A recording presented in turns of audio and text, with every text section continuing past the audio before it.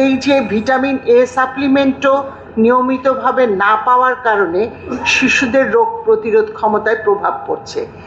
আমরা ইতিমধ্যে পুরো দেশেই এটি একটি আলোচনার বিষয় যে হঠাৎ করে যে রোগটি আমরা খুব গুরুত্ব দিতাম না, একসময় ইপিআর কারণে এই রোগটি নিয়ন্ত্রণের মধ্যে ছিল বা চিকিৎসা করা গেছে যেটুকু হয়েছে, কিন্তু এর মধ্যে বেশ কিছু প্রাণ হারিয়েছে, শিশু হারিয়েছি আমরা। তো সেটা আমাদের কখনোই গ্রহণযোগ্য না এবং আলটিমেটলি আমরা খুঁজে বের করার এখন চেষ্টা করছি যে কি কি কারণ ছিল।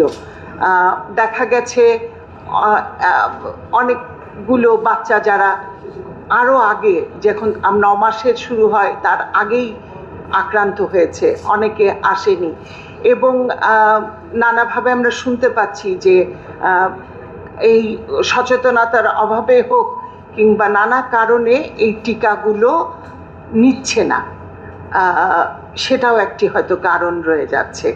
এছাড়া বাচ্চাদের রোগ প্রতিরোধ ক্ষমতা হয়তো নানা কারণে কমে গেছে, হয়তো ভিটামিন এ ক্যাপসুলের জন্য, অথবা ঠিকমতো মাতৃদুগ্ধ 6 মাস না পান করার কারণে হয়তো ইমিউনিটি কমে যাচ্ছে। এ সমস্ত বিষয়গুলি আছে। এর মধ্যে আমরা যেটা হচ্ছে যে টিকাদানের বাইরে যারা চলে গেছে এদেরকে এই যে ঝুঁকিপূর্ণ শিশু এবং বিভিন্ন একদম প্রান্তিক অঞ্চলে এদেরকে একটা আইডেন্টিফাই করা যে কারা এই জিনিসগুলো বাইরে চলে যাচ্ছে এবং